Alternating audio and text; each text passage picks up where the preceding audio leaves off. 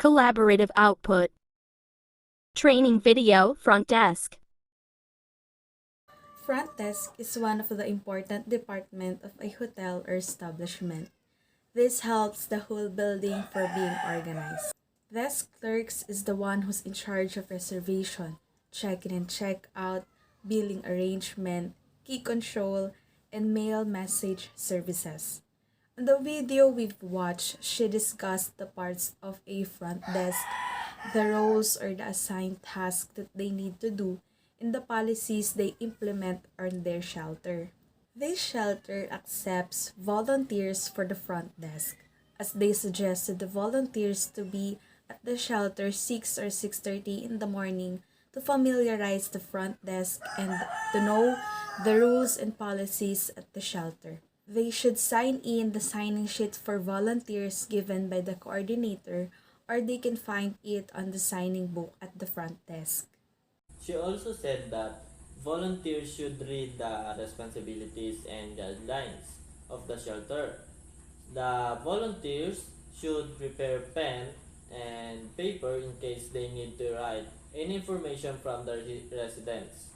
On weekdays, 7 to 8 o'clock are the allowed time of coming in, and on Sundays is 3 o'clock in the afternoon to 8 o'clock. On weekdays, before 7, the volunteers or the cleaning staffs are the only allowed on coming in inside the shelter.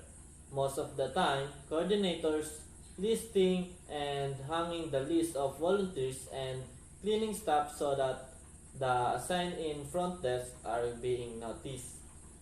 Exactly at 7 a.m. on weekdays or 3 p.m. on Sunday, the volunteers are now opening the door for the resident by pushing the door button under the desk and pick up the phone. When the resident arrive at the front desk, some doorman will greet them.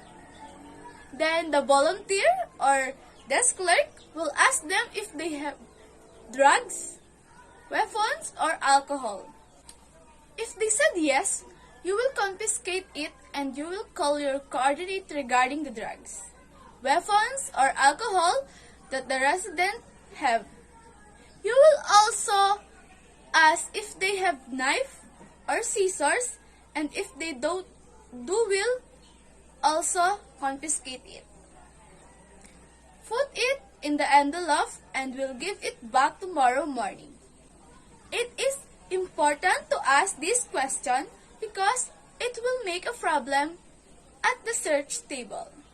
After that, ask them if they have a phone because if they do, they need to turn it into silent mode. You need to ask them if they have photo ID because the desk clerk need it to list the name in the log sheet for residents. But if they don't have photo ID, you can just ask their neighbor. Next, you also need to ask them if they want to wake up or because you need to put it in the first column of the log sheet. After 8 o'clock, you can now check the mail on the desk drawer and you can see that it is alphabetically arranged. It is important for you to tell the residents to come for mail after 8 so it won't be a hassle for you. You can also locate the keys for restroom and trash on the drawer of the front desk. When it comes on receiving call, you must just say hello to the caller and not stating the name of the shelter. You are not allowed to state if that particular person is the resident of the shelter. If you are unsure with the caller, just contact your coordinator for the shelter step. You are also only allowed on answering the line for the medical facilities. The front desk of the shelter has HMIS book which you can see and write the information and transaction of the resident. They also have red binder which all the staffs should familiarize to this book. Lastly is the pass along book which you write any note here if there is good or something bad happen. As we see that familiarizing front desk, the parts, tasks, policies, rules and regulations are important for the desk clerk, for he or she knows what exactly to do when the situation happens. It also helps us to be knowledgeable enough on our position on front desk.